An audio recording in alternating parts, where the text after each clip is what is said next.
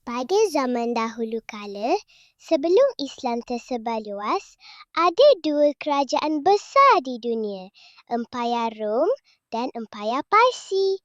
Kedua-dua bangsa ini sangat hebat dan suka berperang di antara satu sama lain untuk menunjukkan kekuatan mereka. Pada suatu hari, berita di mana Parsi telah menewaskan Rom telah sampai ke tanah Arab. Tentera Rom kalah, negeri mereka hancur dan ramai orang menyangka Rom tidak akan dapat bangkit semula. Orang-orang musyrik di Mekah gembira dengan berita itu. Mereka ejek orang Islam dan berkata, "Lihatlah, Rom itu orang beragama seperti kamu juga. Mereka pun kalah. Kalau mereka kalah, kamu pun pasti akan kalah."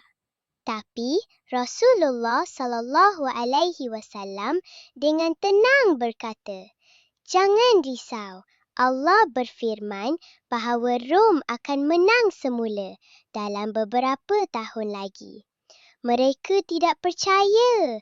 "Mana mungkin mereka boleh bangkit semula?" kata mereka sambil ketawa. Orang-orang yang beriman yakin janji Allah itu pasti benar.